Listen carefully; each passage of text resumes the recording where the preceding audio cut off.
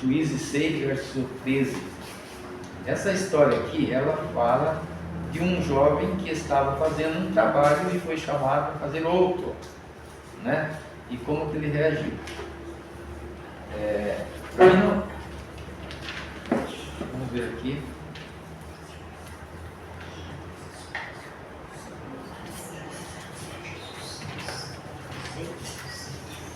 A gente aprende lá no Trovador, né, que é jovem, depois de Juízes, vem depois de Josué. É Juízes 6. Depois de Josué vem Juízes.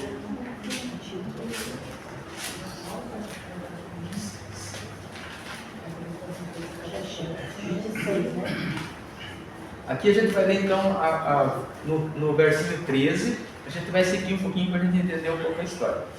Então, Juízes 6, verso 13.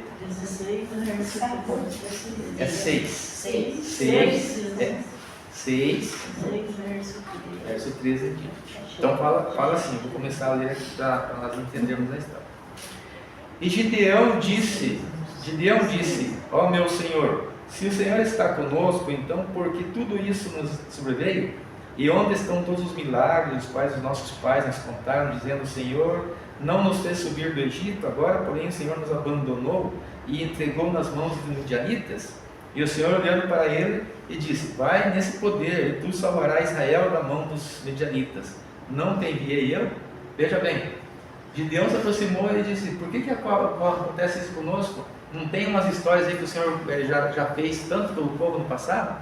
E agora a gente está aqui entregue? Aí Gideão se surpreendeu, porque Deus respondeu assim, não, eu chamei você, não chamei você?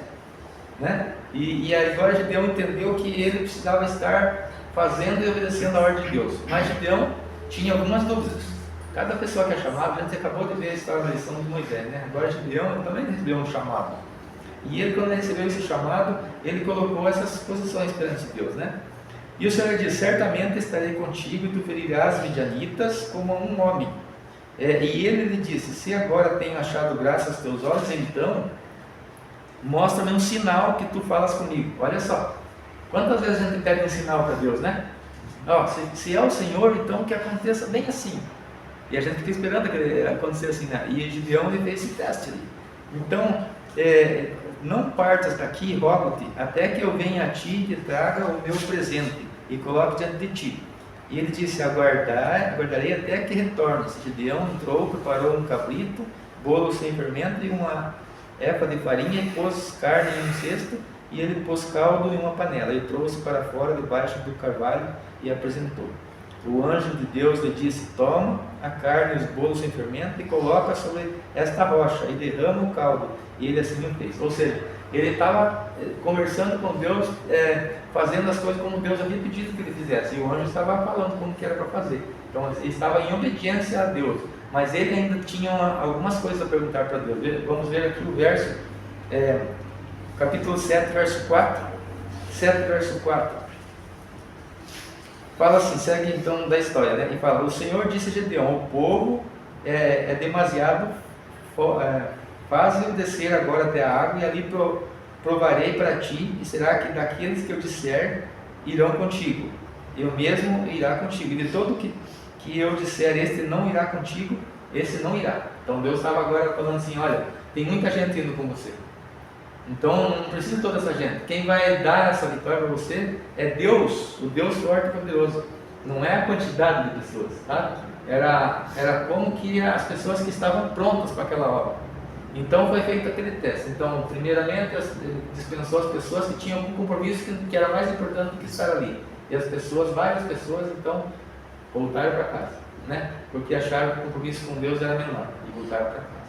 Depois foi aquela questão da água. Aquele que bebesse a água de uma forma era para voltar. E aquele que bebesse preocupado com a questão ali em redor, esse que levasse a água até na sua boca e ficasse preocupado com a questão em redor, esse ia para a guerra.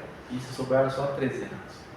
E o povo era muito grande. Mas seguiu-se a história E então Deus falou para Gideão: você vai fazer assim, assim, ó, você vai chegar lá, você vai ir num lado da colina, no outro lado da colina, vai deixar um pouco aqui, um pouco ali, você vai tocar trombeta, você vai jogar bolas de fogo e você vai ganhar essa guerra.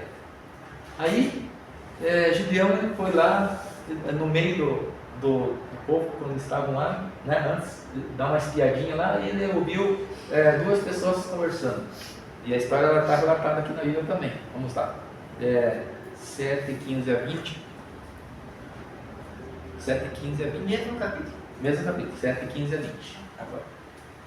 Então ele continua dizendo assim, ó.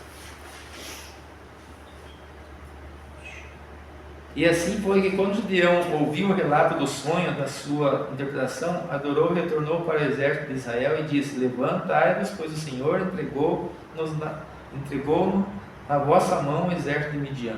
E ele dividiu os 300 homens em 3 companhias, pôs uma trombeta na mão de cada homem, com cântaros vazios e tochas dentro dos cântaros. E disse-lhes: olhai para mim e fazei de modo semelhante, que eis que quando eu for para a parte externa do acampamento, assim como eu fizer, fazeis vós também. Então ele falou assim: olha, vamos fazendo dessa forma. E quando eu soprar a trombeta, todos também estiverem, soprai vós também as trombetas para todos os lados do acampamento. E direis: a espada do Senhor é de Gideão. E eles então gritaram nesse momento. Então tudo que Gideão falava, eles faziam. E eles eram apenas 300, mas eles se colocaram em tal posição que quando eles fizeram isso, o povo lá se apavorou, falando: nossa, nós estamos cercados. E aí eles mataram-se uns aos outros.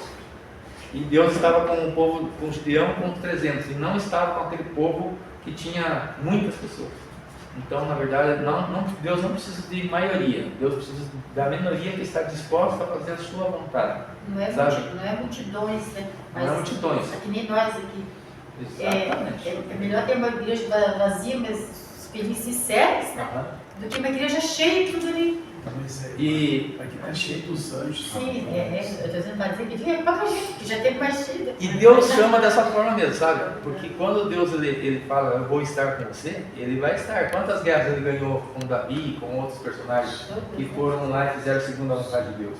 Então, irmãos, assim, para nós já está tudo montadinho. Deus está no comando. Se nós obedecermos a Ele em todos os detalhes, nós vamos sair dessa terra vitoriosos. Não pela quantidade, mas pela qualidade que Deus nos dá através da nossa aceitação de Deus, sabe? Tem uma coisa que Deus não faz, é dizer para você que você tem que fazer isso e é dessa forma dele e pronto. Ele deixa você escolher se você quer fazer da forma dele. Ele só fala o seguinte: se você fizer como eu disser para você, como falou para o Gideão, você vai ganhar essa guerra. Porque eu estou contigo, né? E aí foi o que aconteceu. Ele prefere obediência do que sacrifício. Exatamente. Sim.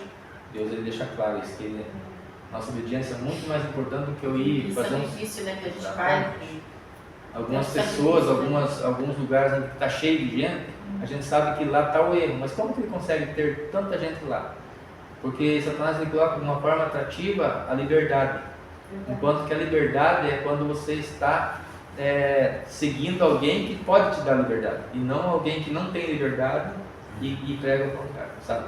O inimigo ele prega que você pode fazer o que você quiser, que a liberdade está aí, e ele consegue realmente a maioria, mas a maioria pode estar perdida, como nós sabemos que um punhado de areia na mão é incontável, já é muito, mas o restante é muito maior. Então, de todas as eras, de todas as épocas, né, Deus ele tem sempre um pequeno povo, como lá nos valdenses, né? Eu não coloquei aqui, mas tinha uma outra pregação. Os valdenses também eram uma minoria que estava defendendo uma causa que parecia perdida, mas eles fizeram de tal forma correta que Deus protegia eles. Aonde eles iam, eles eram protegidos da forma humana, mas com o poder de Deus.